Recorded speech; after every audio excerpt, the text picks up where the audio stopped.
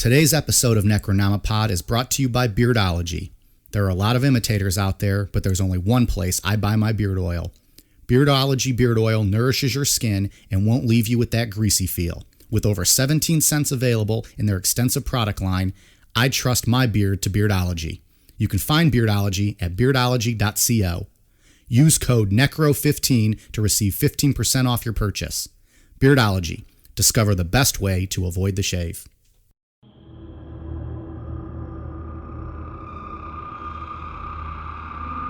Our hometown of Cleveland, Ohio boasts many dubious distinctions, from a 5-decade-long championship drought to our polluted river catching fire not once, but twice, to today's topic, the Torso Murderer. The Torso Murderer was responsible for at least 13 deaths, most likely more in the 1930s. A mainstream investigation was opened up after dismembered bodies were found all throughout the downtown area.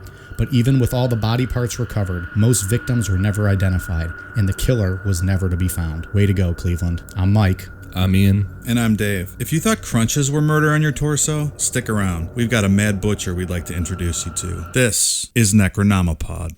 It began to unfold in September of 1934.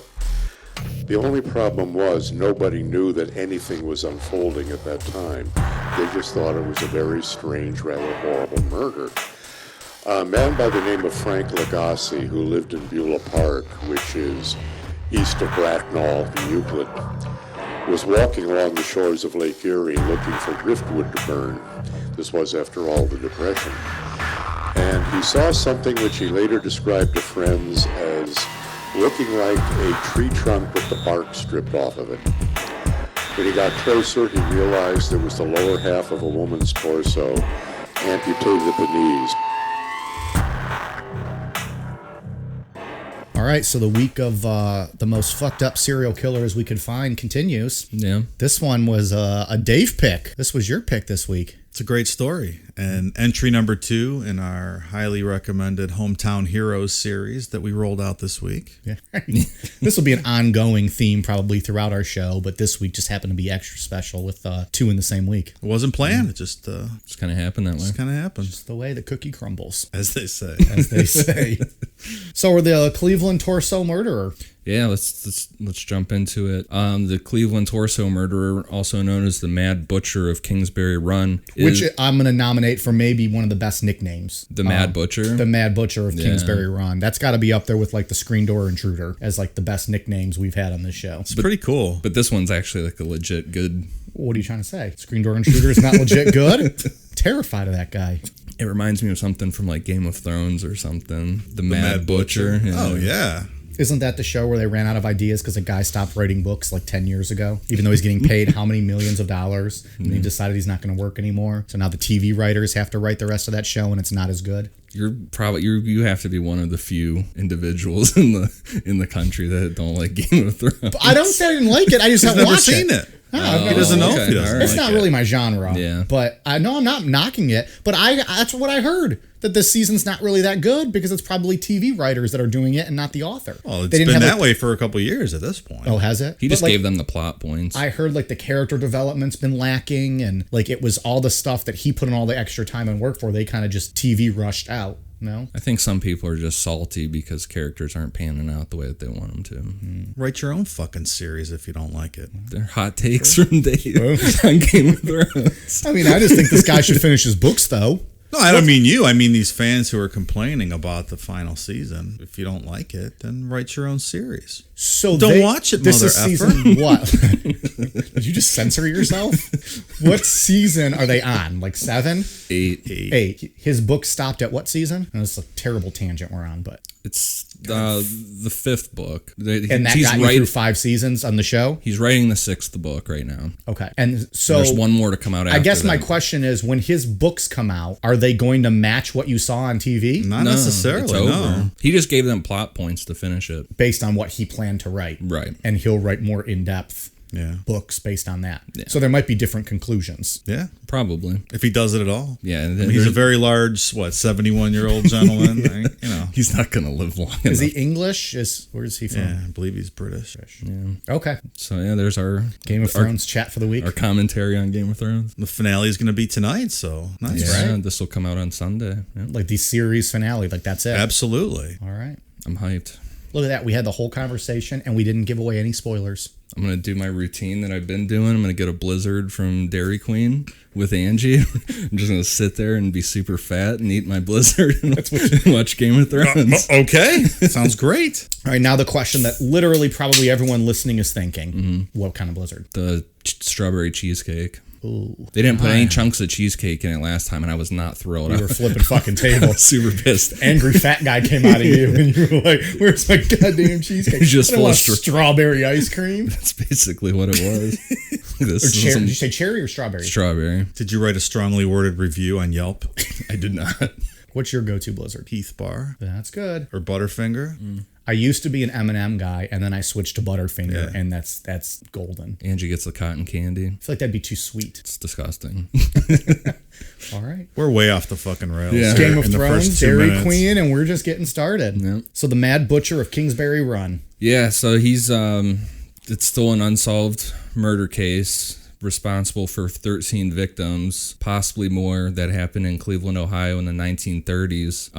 While only officially being credited for 13 murders, the recent evidence suggests that there may in fact be close to 20. I think the lead detective thought maybe even as high as 50, so Wow. it was a lot. And back then, like with like this guy, where we'll get into it and stuff, but like Jack the Ripper and stuff, like it was super hard to catch anybody like that back then. Not much in the way of forensics, and Right. they preyed on the the underbelly of society, Yeah. and really no one cared about these victims, as we'll see here. So the murders all took place between 1935 and 1938. During the time, Elliot Ness, famed for his leadership of the Untouchables group that put away Al Capone, was the public safety director for the city of Cleveland. Ness was in charge of the Cleveland Police Department, so he wasn't directly responsible for the investigation, but his involvement and reputation added an additional level of celebrity to the murders. Shining a spotlight on Cleveland. Yep. Always the best. So most of the victims appeared to be lower class individuals, like you said, the underbelly of society. Which is a theme with like most serial killers we've talked about. Yeah, even up until today, it's Yeah, and especially back then during the Depression. I mean, there was a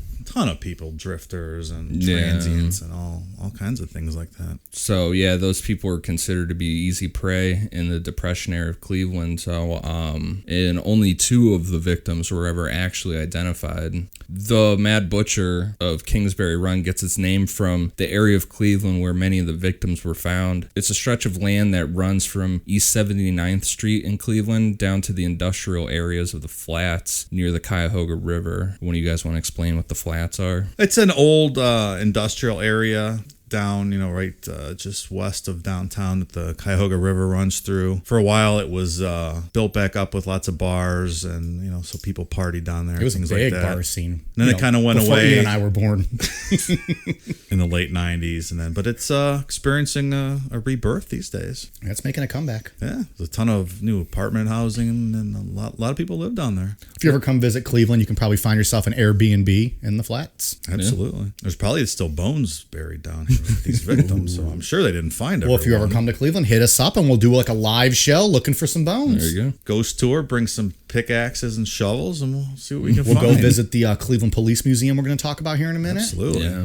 The trains in rapid transit still run through this area on their way downtown. During the 1930s, the area was lined with cheap housing and taverns and was notorious as a hangout for prostitutes, pimps, drug dealers, and like you were saying earlier, again, the old underbelly of society. Red Light District, the fun place to hang out. Additionally, several shanty towns developed throughout this area at this time and presented the perfect setting for the Mad Butcher to select and murder victims. There's pictures of that you can find of the old shanty towns down there, and it's not great. Yeah, I'm sure. Yeah. What is a shanty town? Just like ad hoc dwellings that people build out of That's what I saw. scrap There's one. wood and exactly what you think it would look like. Yeah. Not the greatest place to live. I'm sure police and stuff didn't even go in those areas or yeah. anything. Kind of like a Why world would of its they? own, Makes it prime real estate to go in there and get yourself some victims. Yeah, no one's going to exactly. know they're missing, and no one's going to really care probably. So the first, get into the first victim here. September 1934, a young man found the lower half of a woman's torso with her thighs still attached, but amputated at the knees. And she washed up on the shores of Lake Erie, just east of downtown. Cuyahoga County Coroner A.J. Pierce noted some of the chemical preservative on the skin, which had turned it red, tough, and leathery. When I was looking into like all these things, I thought that was like really creepy. So what does that mean? He had the body preserved somewhere for a while to keep it around? I don't know, or something that he put on it that... Because I saw it when I was looking into it, it happened with, we'll see multiple people have this weird red leathery thing. They never were able to figure out what the chemical was, though, right? Not that I saw. Was that just because of a lack of technology back then to figure that out? It's a good question. Yeah, maybe. I don't know. Or maybe it was because it had been in the lake for so long. Maybe it had just... Could be true. Yeah, I don't know. The search only turned up a few other body parts. The body was of a woman in her mid-30s. Her head was never found, and the woman was never identified. She was only referred to as the Lady of the Lake. It wasn't until 2 years later that this find was included in the official killing total, and thus she became known as victim number 0. So it was like a year before the killing started, and later on they went back and like, oh, this lady probably fits the same MO. Right. And they added her on as an afterthought. Right. Okay. Hence Like we zero, can't change not all the number victim one. numbers. We'll make Fuck, her we can't 0. change all these. Just make her 0. If we find someone else, it'll be -1. It would still be another year before the case officially began. So then we'll get into September 1935. 2 teenage boys discovered the decapitated, emasculated corpse of a white male at the base of Jackass Hill, What'd you call me? where East 49th Street dead ends into Kingsbury Run. So the body was naked except for a pair of socks, and was cleaned and drained of blood. There were rope burns around both wrists. Coroner Pierce determined the cause of death had been decapitation. So that right there, it's not like he was decapitated after he was dead. So when the cause of death is decapitation, Right. you're fully awake for that part of it, right? That's pretty brutal. Yeah. How did they determine the cause of death? Like, were they finding the heads for? Did they find the heads for this guy, or did you just say they found the body decapitated and emasculated? So, like, how are they determining that the cause of death was decapitation, as opposed to it just being cut off after? Is it maybe like where the blood? They found like the remnants of the blood around his neck, so it showed that that's where all the blood was coming from. So that's probably where the wound came from. I don't know. Maybe that's a how it good thought. how it clotted Yeah. up there or something. Because I mean, it's the 30s, so they don't have, like we talked about, the high technology. They're just probably basing it off what they see. Yeah. And if they're not even finding the head, I mean, I don't even know how that would make a difference, other than if you're looking for where like the blood is or where like the first wound might have been. I don't know. Right. Well, actually, this is the head, the picture we posted on Instagram. This is the guy. This is him. Yeah. So they did find the head. Yeah. But did they find it at the same time? I believe they did. They found it together. They did not find his pee-pee. This was our. They did not find that. This was the teaser pic we put out on Friday. Correct. Edward Andrassy. You know, fun fact about getting your head cut off while you're still alive is that your brain still registers for like about 20 to 30 seconds. That's what they say. Yeah. In France, they would do those experiments at the guillotine and try to see like what kind of, I guess, consciousness the head was in after it hit the basket. Yeah, there was one account from the 1700s where someone ran up there and picked up someone's head that had just been cut off and just smacked him in the face, and the person's face like registered, like they were pissed, like, the fuck, why'd you just smack me? Can you imagine? Holy shit.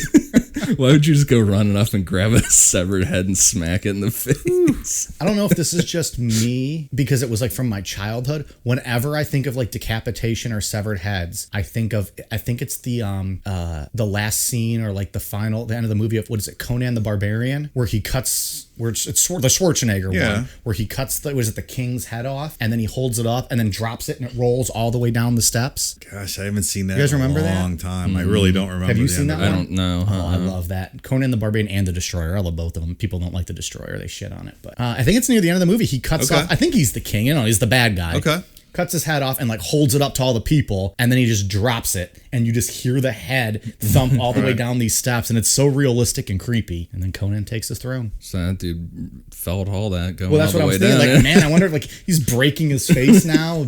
Fuck that. Did Conan rule well after that? Well, you should watch Conan the Destroyer. I really don't remember those movies at all. It's been a while now since I've seen them. They're on TV every now and then, and I'll put them on. But Didn't they remake that? Did they remake they that not remade too at long least ago? one. I can't remember with who, but I didn't want to watch it. Yeah. I want to stick with Arnold. And I think that whole movie, he's got like 7 lines. The whole first, because he Right. was still fresh. Like he didn't Oh, speak yeah. English very well. He had like 7 lines that whole movie. And then is it Conan the Destroyer is the second one with Wilt Chamberlain in it as Bambata. I don't know why I had to say it like that. Bambata.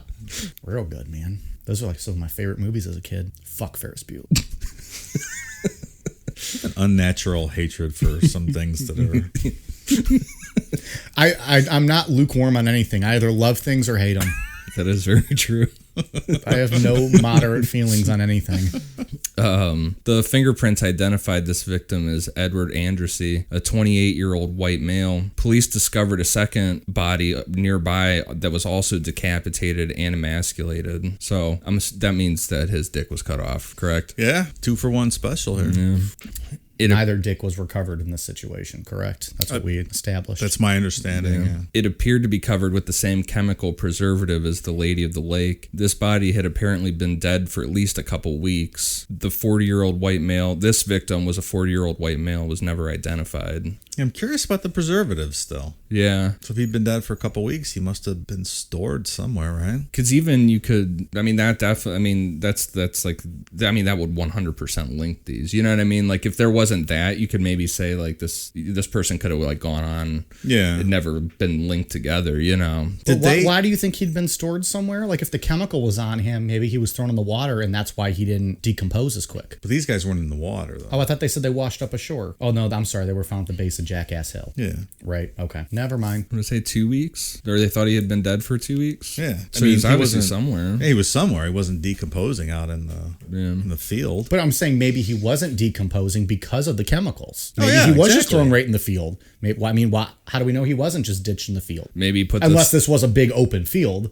Yeah. So like Kingsbury Run's like kind of a gully where an old where the river runs along there. Yeah, I don't know that area at all. Yeah. It's just where all the trains run through these days. Maybe he just wanted to make sure people actually saw the bodies. Well, I think, and as we're going to get to later in the story, that's kind of exactly what he was doing, right? Right. He was taunting. Did they He embalm or she, people or back she. then? I don't know. I mean, like, are we talking about formaldehyde when they reference preservative? Because it's just not real clear. Yeah, I have no idea. I'm sure they did something. Yeah, they had to, right? Yeah. I just don't know the history of embalming and when that came about. Homework. Maybe for a future episode, we'll interview a mortician. That'd be interesting. Yeah, that That'd would be really interesting. Have a connection, too. There you go. Do you? Yeah. All right. Okay. So His name's Paul Bear. is it motherfucker? No, I really do. I really do. I really do. Oh, yes. I really do. Anyways. Boy. January 1936, a woman discovered about half of the body of a female that was neatly wrapped in newspaper and packed in 2 half-bushel baskets. Like, that's nuts. The baskets were left alongside the Hart Manufacturing Building east of downtown. Everything except the head was recovered about 10 days later in a vacant lot on the nearby Orange Avenue. Just like Edward Andrassy, the cause of death had been decapitation. But for some reason, the killer had waited for rigor mortis to set in before dismembering the rest of the body. Do you think they knew that because it looked like there was more rigid, difficult cut marks, or Maybe. there was more damage as opposed to the clean decapitations and clean butchery work that he had done It previous? makes sense that you'd be able to tell that, I think. I would imagine so. I mean, how else would you know that rigor mortis That makes set sense. Yeah. Yeah. I would Unless assume. it. I mean, when rigor mortis, are things more likely to break and snap and come apart, like crumble? Because they're not as pliable. Right, yeah. Probably. Yeah, I would assume that would be probably at least part of it. Because you could probably tell from the skin too. Like the skin would. Yeah, it's true. Get The weird. damage on the skin, yeah. Fingerprints again allowed them to identify this victim as Florence Polillo, a waitress, barmaid, and a prostitute. So I think it's this guy with women. He cut them into smaller pieces like this versus the men where he just took their head and maybe their penis. Why do you think that is? I don't know. Yeah. So that's a trend throughout. The women are Seems cut to up be, more yeah, into smaller yeah. pieces. What's that about? That's interesting. Any of the women found with that chemical on them? Or was it just those first Their few first, guys? I don't know. Guess we'll have to wait and see. Yeah, little teaser. I wonder why you waited till the rigor mortis for this one. Yeah, I don't know. Maybe he got distracted in his work and he couldn't get back to it until that set in. Yeah, that's the one. Did they think he was doing this like right on the scene, pretty much, or was he doing this elsewhere and then bringing them? Some of them, There were some, I think, that he did. They said he did on the scene because they could tell by the amount of blood. exactly. Okay. The other ones, it didn't sound like there was a lot of blood, or they didn't know, like the ones they found in water. Obviously, those weren't on scene. Right. Or the guy that's been dead for 2 weeks, right. I don't think was on scene. And I guess without having finding anyone, you don't have like an actual crime scene like location where he yeah. did his work. So they probably don't know. But then again, if you're picking off these, transients down in this area, where else would you take them? So it's a little confusing. What do you mean? Like, couldn't you take them back to your place? Like how? Like how though? Well, I don't know. I think it makes it very kidnap difficult to them. know without knowing who it Yeah. is. Maybe they had a large vehicle. Maybe they were a postman and they threw him in the back of their mail truck. Okay. I don't know. Maybe. Or maybe they did. Maybe they did do it on scene. There's a lot more questions after this one than there are answers. In most episodes, we get answers. We just did Burdella, earlier or last week for the bonus, and he had his notes and he told everything. Like we Right. got all the answers. This one, I mean, by the end of it, you're gonna be scratching your head, going, "Okay, a lot of body parts. What happened? I think you're right. We don't know." Well, plus it's 80 years ago. Yeah, this one very gives you true. like real 90 serial years ago, killer 80 blue years balls ago. here.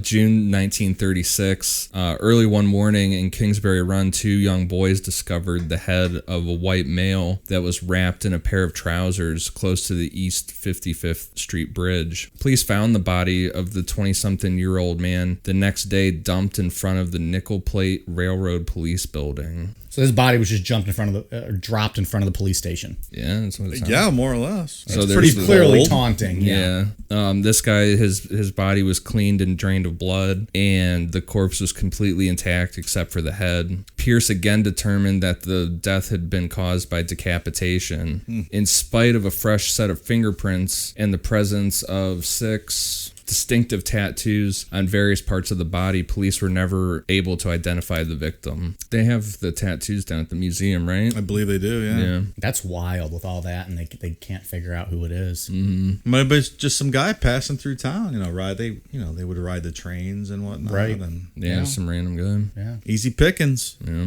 A plaster reproduction of the man's head along with a diagram of the kind and location of the tattoos were made to display at the Great Lakes Exposition of 1936. More than 100,000 people saw the death mask and tattoo chart. He was known as the Tattoo Man and was never identified. The original death mask, along with 3 others from the case, are on display at the Cleveland Police Museum. We got to go there. We got to check that out. Yeah. And we'll post a picture of that too. But Yeah, the death masks they're pretty creepy. yeah, they're real. Yeah, they're cool. fucked up. But yeah, I want to go to that museum. So then that gets us to July 1936. A teenage girl came across the decapitated remains of a 40-year-old white male while walking through the woods near the west side of Cleveland. That's a little bit further from his typical spot. He's going more west now. It's on like Ridge Road, just north of Memphis over there. Yeah, and that's quite a few miles away from yeah. his other spots. This victim had been dead about 2 months, and his head, as well as a pile of bloody clothing, was found nearby. Judging by the enormous quantity of blood that seeped into the ground, this man had apparently been killed where his body was found. So this is the one where he just killed him and decapitated him and left him there. Yeah. Right. So after 2 months, I don't know what shape the remains were in, but probably not great, right? I You would would've- imagine not. Yeah. In July, too, with that heat. Oh, yeah. Can you imagine the stench? Yeah, that's gross. So then 2 months later, in September 1936, a transient tripped over the upper half of a man's torso while trying to hop a train at the East 37th Street in Kingsbury Run. Police searched a nearby pool, which was nothing more than a big open sewer. That's super gross. Nearby pool. Yeah. And found the lower half of the torso and parts of both legs. I grew up in Cleveland going to those city pools, and some of them were nothing more than an open sewer, let me tell you. Right. The police sent in a diver to make the recovery of the remains. The number of people that were standing there looking at everything turned out to it was estimated to be over 600 people, and could very well assume that the killer might have been one of the people just watching this all go down. I'm sure he was, right? Yeah. Don't a lot of killers like to do that? Come back and blend in at the crime scene, watch the police work. Yeah. Is that a thing? Is that what they A lot of do? them like to talk to the police. And We haven't had anybody like that, though, have we? Kemp- Ed Kemper, yeah. Oh, that's true. He would always talk to the police about what was going on. Well, they were at his local watering hole. What was that place called? Oh, fuck. Shit. Still there, too. Yeah, Oh, the jury room. the jury room. Yeah. That's right. Old bumblebutt. Yeah, but a lot of those guys do that. They'll try and talk and see what's going on. And Who was it? Was it Ed Gein that made the jokes about the missing people? Like, oh yeah, they're locked up in my house. Yes. Ha ha Yeah. ha. No, but seriously. they said that was one of his favorite jokes. No, to tell. really. She's at my house. No, but seriously, she's dead. I killed her. It's our highest rated episode to date, if you haven't listened to that yet. Well, it also makes me nervous because it's our first episode. People probably give us a shot and they're like, fuck this. These guys suck. That's a good point. Yeah. They never make it to poor Art Bell. So this guy was in his late 20s, and the cause of death, again, was decapitation. This guy's a one-trick pony. Come on, mix it up. Seriously. Strangle a guy and then decapitate him.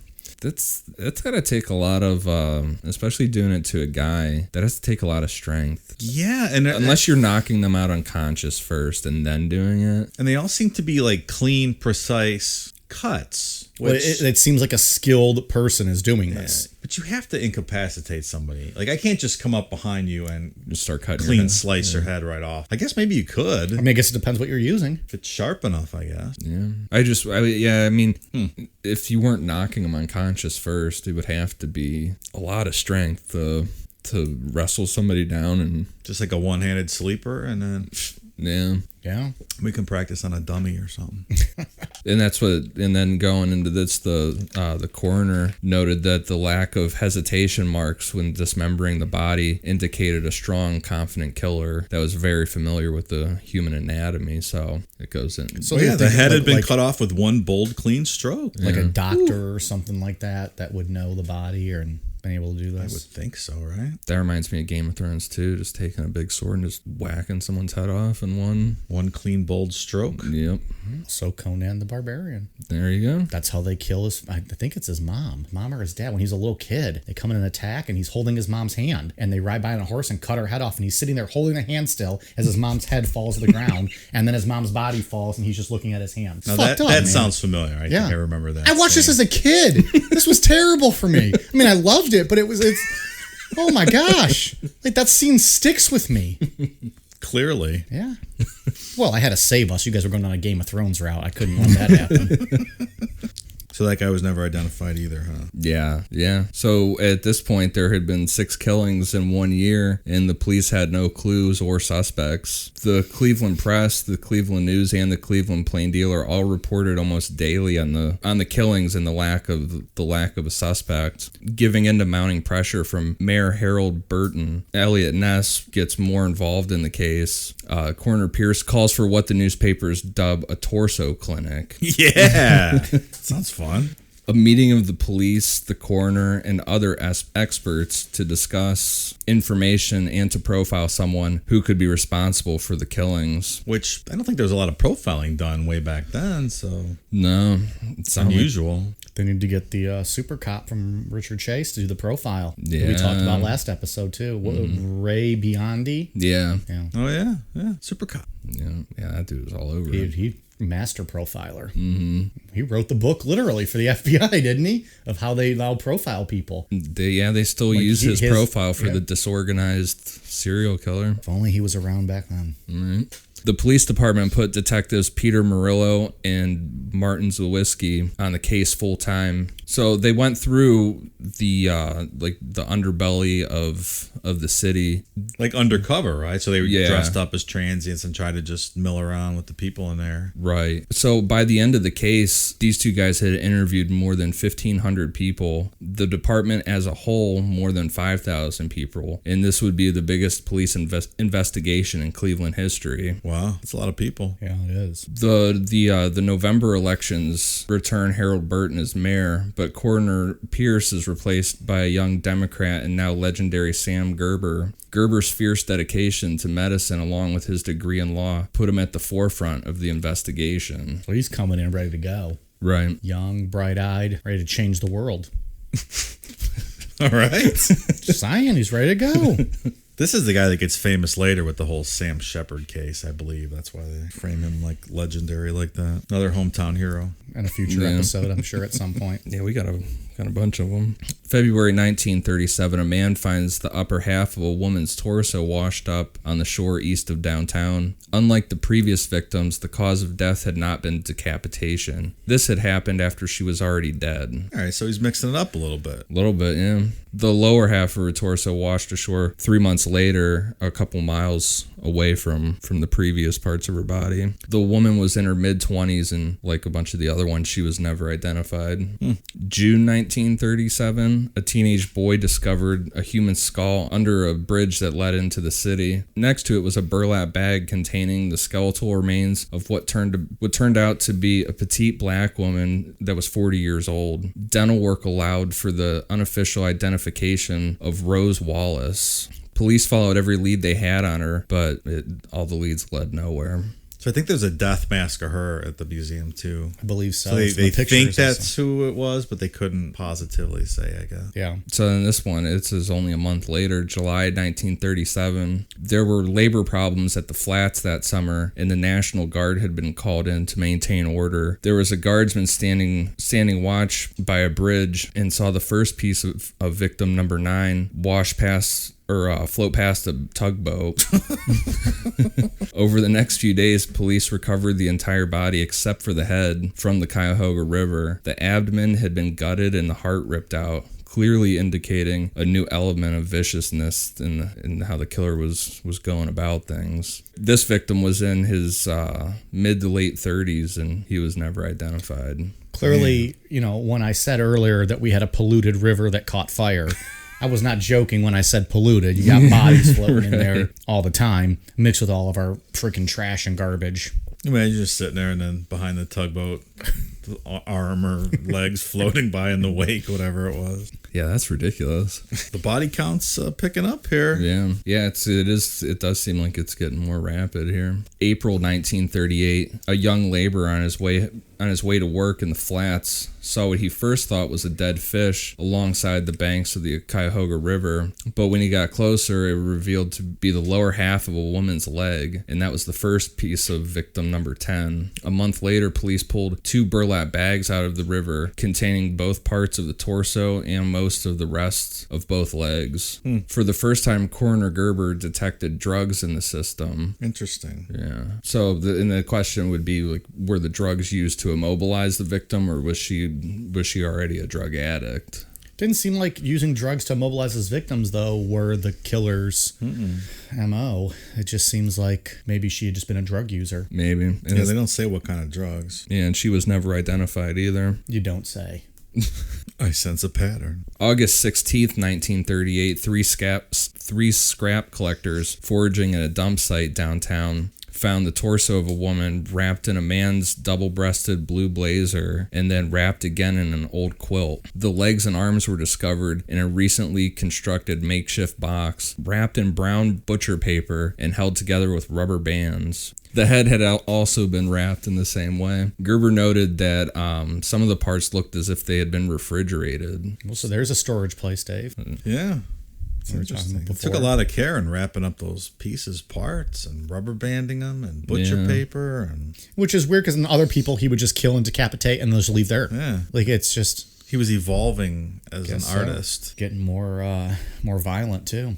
Yeah. While the police were searching for for more pieces of the victim, they discovered the remains of a second body that was only yards away. These two bodies had been placed in a location that was in plain view of Elliot Ness's office window, basically taunting him. And both these victims, 11 and 12, were never identified. That's a bold move. Yeah, a little bit. Right for outside sure. Elliot's window. August 18th, 1938 at 12:40 a.m., Elliot Ness and a group of 35 police officers and detectives raid the hobo jungles of the Kingsbury Run. 11 squad cars, 2 police vans, and 3 fire trucks descended on the largest cluster of makeshift shacks where the Cuyahoga River runs behind the public square. Public Square, which is like the heart of downtown Cleveland. Right. Yeah.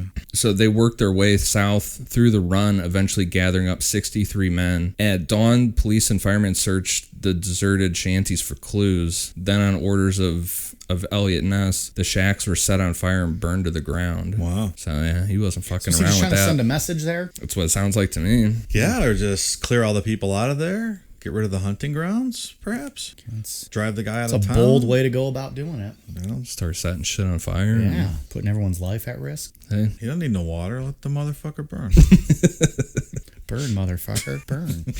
Elliot Ness, also a fantastic beer by Yeah. Great Lakes Brewery. That's tasty. Those of you that have the option of ever trying Great Lakes Brewery, it's probably the most popular, well-known brewery out of Cleveland. And Elliot Ness is a fantastic beer. that's a good one. It's Mike approved, Ian approved, Dave approved. It's all right. I prefer the It's Kolsch. it's Necronomipod approved. Dortmunder is the flagship. If you're ever Correct. If you ever have the chance to have Dortmunder, that's their flagship beer. It's not the best. I mean, well, I like it. It's not Yeah, it's their all right. best, but it's very good. It's consistent. What's that new IPA? That's my favorite. Oh boy, they I can't remember the name of it. All their IPAs are so good. That's when I drank. I'm gonna kick myself if I don't remember. Keep talking. Well, I drank 2 tall drafts of those at 12 o'clock in the afternoon, and I was it started off my day real Well, there's good. Commodore Perry, No, not that one. but Yeah, because that was the day I was. That's the day that I posted on Facebook on the public the Chill Wave. Yeah, Chill Wave. Yeah, Chill, and that was also the Lake Erie Monster IPA, which is Yeah. fantastic. That Chill Wave is delicious. It is very strong. But like you have 2 of those, dude, I had and 2 you're tall ones. feeling it. IPA? Yeah, I never had yeah. that. I know you don't love IPAs though, but it's for experienced beer drinkers like us. A couple of those, and you're feeling rocked. Yeah, that's when I posted on the local Facebook page about people were fighting about something, and I just made a comment, and then I started getting blown up. You're feeling all like chill waved up, bold and encouraged. I never post on social media, and the one time I did, and I was super drunk, and then people were just blowing me up. It was also probably 2:13 in the afternoon. It was. It was like, yeah, but it was like 2:30, 3 o'clock. Life's too short to not argue with people on the internet, man. Oh man, I don't like getting into that. I'm a big fan of day drinking. I'm not a big fan of online wars and battles. I didn't even say I have to anything censor myself unreasonable on either. everything. I just made a simple comment. It wasn't like I wasn't out there saying anything too crazy. Yeah, but you're arguing with pissed off suburban parents. That's one group you don't mess with. It goes like Bloods, Crips, and suburban parents. Maybe not in that order. Crips don't get pissed at me. You and Bloods are both up there. But anyways, Elliot Ness, good beer. So this goes into the next year, July 1939. County Sheriff Martin O'Donnell arrested 52-year-old Bohemian bricklayer Frank Dozal for the murder of Flo Polillo. Dozal had lived with her for a while, and the subsequent investigation revealed that he had been acquainted with Edward Andersey and Rose Wallace. So this was a year after the last body was found. So And this guy it has took him- connections Yeah, too. and he was connected to 3 of the victims. So it took a while. I mean, it's zero activity for almost a year. Right. Yeah. One that all stopped because they burned that whole little Yeah. village to the ground. I think like people said it's not going to work, but And then it stopped. I mean, Yeah. there were no more victims after they burned it. I wonder how the last one they thought was refrigerated in an area like that, you know? Unless the guy worked somewhere where he had access to a refrigerator or something. Yeah, because I don't think most people had refrigerators back then, did they? I think so. It's like an ice box, right? Yeah. Yeah. I guess. But maybe not the capacity to store bodies. Yeah. Probably. Right. Yeah. Well, that's why you cut them up. Even then, I feel like an ice box would just be small, right? Or no? Not sure what a 1930s ice box would look like. Yeah. Just like a cooler, right? I mean, I guess so. Yeah. Yeah. Well, when did retail modern day refrigerators I'm on hit it. the market? I feel kind of dumb that I don't know this. Yeah, I mean, I don't know. A household appliance for preserving food at a low temperature, 1856. We are fucking dumbasses. We weren't even close. We were nearly 100 years off. That's not right. 1856 For an icebox or an actual plug-in? There was no plug-ins in Yeah. 1856. Who did I say invented electricity last time we were off the air? Benjamin Franklin. We did something like this in one of the earlier shows too, where we were like fucking 80 years off. So a first cooling systems for food involved ice. Artificial refrigeration began in the mid 1750s and developed in the early 1800s. In 1834, the first working vapor compression refrigerator system was built. The first commercial ice making machine was invented in 1854. In 1913, refrigerators for home use were invented. 1913. Okay. Damn. All right. I don't know how widespread, but The introduction of Freon in the 1920s expanded the refrigerator market during the 1930s. So there were refrigerators. okay. But I mean, Depression era, it's not like your everyday average Joe. Probably going to be a luxury item. I think that's probably right. So this guy's confession was just a blend of incoherent ramblings, but he also had precise details in there, almost as if he had been coached. Before he could go to trial, Dolezal was found dead in his cell. The 5'8" Dolezal hanged himself from a hook only 5 feet 7 inches from the floor. So that's Oh boy. Presents a logistic problem. What did you pick your legs up? Or you just kind of raise up and slam down. I don't Break know. your neck? from an inch, right? Yeah. I don't know. But his autopsy revealed that he had 6 broken ribs, all of which had been obtained while in the sheriff's custody. To this day, no one thinks that Frank Dolezal was the torso killer. Interesting. But when I was looking at some of this stuff, man, because I don't know if we said this, but this is a Dave special tonight. This is Dave's research on this one. When I was looking into this one a little bit, I saw that this guy was going to recant, or he was in the process of recanting that's his right, story, yeah. and then all of a sudden, Oh, he's dead. yeah. So they're thinking the hanging was just a hoax or a cover-up for maybe them just killing him. Yeah. Strangely enough, the suicides have continued to this day in the Cuyahoga County Jail.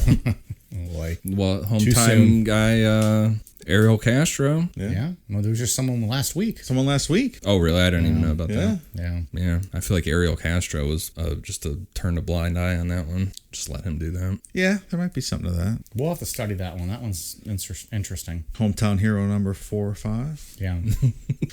Piece of shit, that guy. Oh, I mean, major they piece all of are, shit. but this one we kind of lived through recently. Yeah. So most investigators consider the last murder to have been in 1938. And they had one suspect, which Elliot Ness kept unnamed. And then you said what did you call him? Gaylord Suntime? That I was believe was the alias. He wouldn't release the guy's name. Years later, it came out that this guy's name was Dr. Francis E. Sweeney. Sweeney was a veteran of World War I who was part of a medical unit that conducted amputations in the field. So he fits the bill. right. I guess the guy was a paranoid schizophrenic, which is how he came to the attention, I guess. Yeah, the I bet police. you they probably saw that, and then his credentials with medical stuff. And I think he had an office in the area of some of the killings. I think that added to it. But again, it wasn't found out that this guy was the suspect until 30 years later, I think. really. So again, more questions than there are actual answers. right. With this Well, one. and another thing is that the official police file from this case disappeared. It's gone. So a lot of the stuff later on was reconstructed from notes and whatnot. But yeah, the file's gone. That's crazy. Yeah. Sweeney was later personally interviewed by Elliot Ness, who oversaw the investigations into the killings. During this interrogation, Sweeney is said to have failed two really early polygraph tests, which those can't be reliable at all. Right, yeah, they're not even admissible in court today, let alone Right. back in the 30s when, according to Dave's research, refrigerators weren't even invented. We were only off by about 100 years. Oh, boy. No, that's not true. It was about a decade prior is when they started. What did we say? In-home 1913. commercial sale of them. So that was an unfair jab by me. Well, aren't you supposed to put a tack in your shoe or something and step on it to spike the polygraphs? Isn't that a way to beat them? I don't You ever know. hear that? No. So like the pain covers. Yeah. Really? That's interesting. Yeah, I've read that. That makes sense. You guys want to try it? I think that's the other way to beat hypnosis too. yeah. put a Step tack on a in your tack. shoe, It yeah. prevents you from being Or hypnotized. just be pragmatic about it and realize that no one's going to control your fucking mind. It's not no mine. one ever said mind control. That's exactly what it is. No. Oh man! Both of these tests were administered by a polygraph expert named Leonard Keeler, who told Ness that this was after Sweeney failed the test. He said this was the guy. But Elliot Ness apparently felt that there was little chance of obtaining a successful prosecution of the doctor, and then on top of it, this guy was first cousins of one of Ness's political opponents, Congressman Martin L. Sweeney, who had hounded Ness publicly about his failure to catch the killer. So if Elliot Ness is already thinking that they don't have a whole lot on this guy, by him going after him, it's just going to be perceived as him going after one of his political adversaries' close family Right. members. Lose. Yeah. But again, we don't know what he had on this guy. We don't know what he had on Sweeney. Yeah, 'cause Other you than said we the know file's he was gone. a skilled Right. surgeon and he might have had an office in the area. Maybe there wasn't much more to it. Right. That could very well be, yeah. Sweeney ended up committing himself to a mental hospital, and there were no more leads or connections that the police could assign to him as a possible suspect. From the hospital, threatening postcards with Sweeney's name mocked and harassed Ness and his family into the 1950s. So he trolled him for like 15 years. Yeah, Or was it someone else sending him in his name? maybe. Sweeney mocked Ness. Yeah, he would send him postcards. But how much of that could have just been his mental health too? Yeah. And then Sweeney died in a veterans hospital in Dayton in 1964. So that pretty much sums up the story. And since you're the expert on this one, Dave, I'll leave it up to you for the theories on this one. So there's several. I mean, so 6 months after the last murder, the Cleveland chief of police got an anonymous letter from Los Angeles indicating that, he left Cleveland and headed west, and he gave him a location for where he had buried the head of his latest victim in LA, and they checked and they never found it. And then 8 years later, the Black Dahlia murder happened out in LA. Right. A lot of people think this is the same person based on the similarities. Interesting. And there's another. But they didn't find the head though. No, That's I mean, it could have been befuddling. anyone just writing an anonymous letter. But they knew that the murders had stopped in Cleveland and they didn't continue. That's true. Yeah. And there's another series of murders in Newcastle, Pennsylvania that started before this and stopped, from 35 to 38 and picked up again in 39 right after this. Really? And It's when called was the the Black- Swamp Murders. When was the Black Dahlia one? 47. So there was plenty of time to do all that. Yeah. So he was killing people Swamp in murders. Newcastle before, came to Cleveland. Right. Then the killings started again in Newcastle in 1939. And then the Black Dahlia, 47. They could all be tied together. Some people think they are. Yeah. That's kind of like how H.H. Holmes and Jack the Ripper, they kind of think it's the same guy because the timeline kind of fits. And Because he was in London, right? right. Yeah. I'm excited to cover H.H. Holmes Yeah, that'd be an interesting one. in the future. That would be crazy if this was all the same person responsible for all that. I mean, but how many people are out there with the same killing MO, the same surgical, Yeah. knowledge and technique? I mean, it has to We be- should ask Ed Kemper. Doesn't he have numbers on how many different serial killers there were out there at one time? Wasn't that him that they asked when he was in prison? Like they asked how many serial killers you think are out there, and he said 80 or 90. Or Yeah, something. he gave a number, or he initially said, "I'm not the only one." Yeah. Was what he said. Okay. It's something along those lines. Yeah. What is the number? Do you guys know that? What the FBI thinks is operating at any given time? 300-ish, maybe. It's 25 to 30 or 25 to 50. Oh, Wow. I don't know where I got You 300. were way off. Jeez, That's still a lot. that is a lot. Yeah, it said that if it's 50, they're responsible for each one would be responsible for 3 murders a year in the Which U.S. seems a little low. I think technology now has eliminated a lot of serial killing. True. You have to be Because it's harder to get really away good. with. Yeah, cover your Yeah. tracks really well. Plan things out a lot more. Right, but Can't be doing this Richard Ramirez shit, leaving footprints and bright colored car. Wasn't that him? yeah, the orange And then they Toyota came out and they announced like his shoes in his car, and so he just changed them. threw him off the bridge. Yeah. I mean, so there's other theories that it's a series of killers, not the same person, based on the inconclusive autopsy results. The guy, the local expert that wrote the book on this, believes that Sweeney was the killer. I watched an interview with him. He said 99.9% sure that Sweeney was the guy. Really? Yeah. Dr. James Badal. What about the never anything about that red chemical or that chemical that made their skin turn red? No, I never saw anything else on that. I'm curious That's about that. what sucks of the story is there's just so many questions left unanswered. It's just wild. Like, even the photos that there are, from like the crime scenes and these bodies are just sickening. Yeah, that's about as far as it goes. The museum's cool. I want to get down there. Yeah, there's some cool stuff down there. Yeah. Cleveland legend, the Mad Butcher. Yeah. Hometown heroes. All right, Ian, you got anything else on this guy? Nope. Or girl? We don't know this killer. You think it was a female killer? I don't know. I mean, you can't say, I guess. Maybe. So you got anything on the torso? Nope. Thanks to Dave for doing this outline for this one. Yeah. Give me a break this week. Give you a little night off. Wow, spoiled. Dave, you got anything?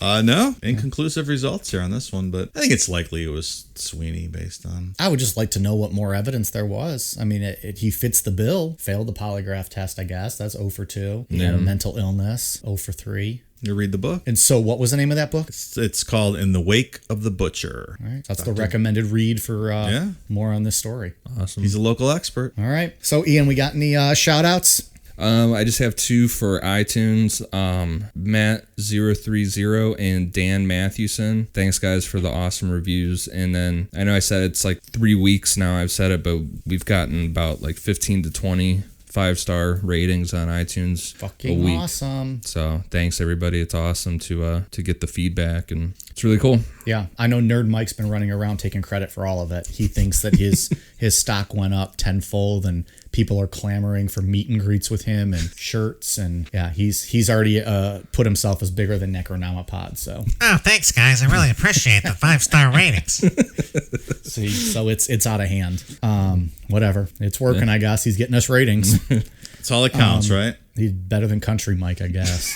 Yeah, and then thanks for all the Instagram stuff on the bonus episode. Yeah, from this past week. People were hyped about Robert Burdella. Yeah, that show's doing real well. I was interested to see how it would play out. Not doing one for a couple weeks since we had to take a break on him, and then giving a pretty thick, juicy bonus episode there. That wasn't like a quick half-hour one by any means. Cool. Bravo, Dave. You got any shout-outs? Shout out to flower.may on Instagram. Thanks for your support. All right. Twitter, Instagram, Facebook, YouTube at Necronomipod. Like Ian said, if you're on iTunes, a rating and review is awesome. Goes a long way to help us. And then other than that, just hit us up on any of the socials and let us know your thoughts. We love interacting with you guys. We like hearing what you guys think about the episodes and just overall talking with you guys. So keep it up and thanks a lot. You guys ready for a cool down beer? Cheers.